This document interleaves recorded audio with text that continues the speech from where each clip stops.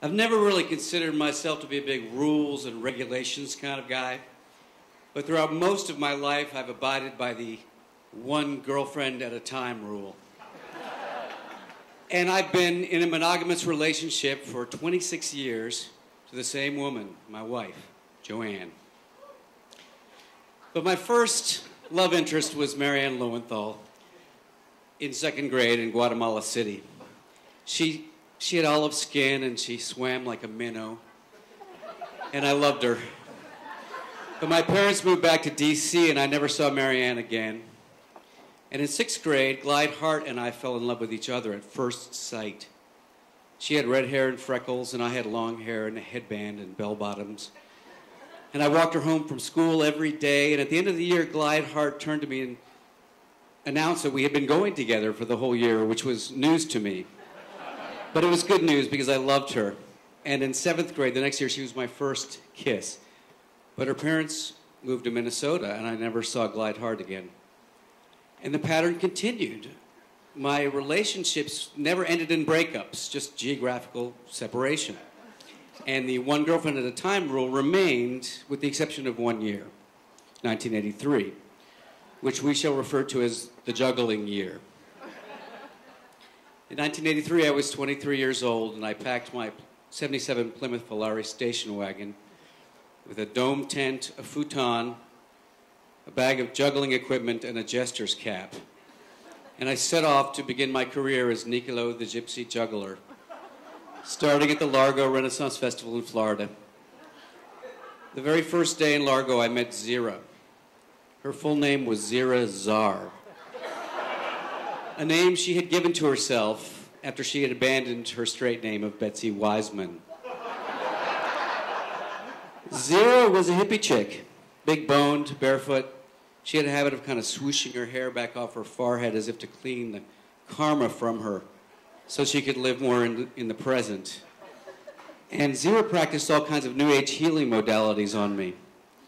Massage, Reiki, Rolfing, and amateur chiropractic. By the end of 6 weeks, I was actually as loose as I had ever been, and I loved Zira, but the festival ended. And I had to drive to upstate New York to Sterling Renaissance Festival in Oswego on the banks of Lake Ontario. There I met Joanne.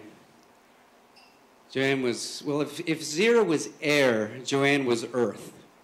She was petite and powerful, like a pilgrim woman. She could build a mule shed or a chicken coop. And when I met her, she was attaching a thick rope between two trees with a come-along. And on the weekends, she performed an act as the Queen of Whimsy, and she rose up onto the rope and walked it while juggling and playing the penny whistle. And when she got up on that rope, my heart went up with her, and I fell in love. But the Sterling Renaissance Festival ended, and it was time for me to drive down to Texas to the Houston Renaissance Festival on a rural road near Plantersville and Magnolia. And at the campground of the Texas Renaissance Festival, I was unpacking my futon and my dome tent when who should I see coming down the path but Zira, who I had not broken up with. I had never broken up with anybody. We had always gone our separate ways, but no one had actually ever come back. This was unprecedented. But I was happy to see her, and I gave her a long and tender hug. And as I was hugging her, I saw a familiar face coming down the path towards me. Joanne. I could see her over Zira's shoulder as I was hugging her, and her body language was different. It had usually been kind of que sera sera, je ne sais quoi, and now it was more like, what have we here? So I finished my hug with Zira, and I gave Joanne a nice, loving hug, and I looked over Joanne's shoulder, and Zira's body language had changed. Heretofore, it had been kind of open and breathe in the universe, and now her lips were kind of pursed, and her body language was more like, and who might this be? And I realized that we had a situation.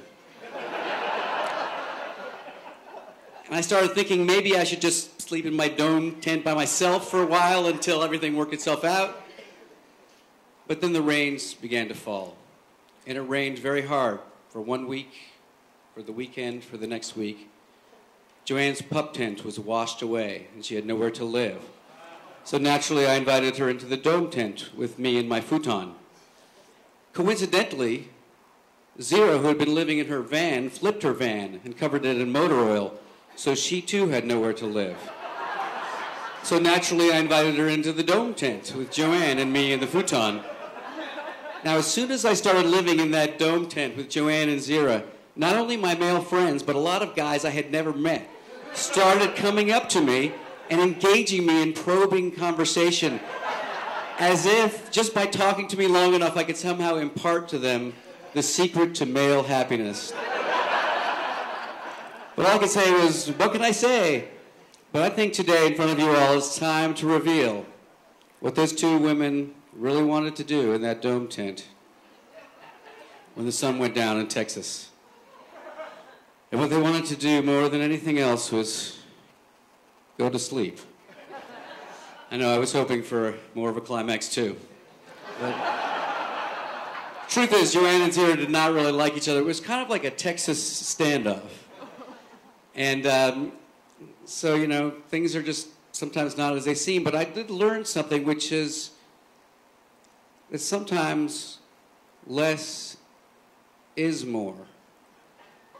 And I resumed my policy of one girlfriend at a time. And at the end of the festival, I drew a line in the mud. And that is why, for the last 26 years, I've been in a monogamous relationship with the same woman, my wife, Joanne.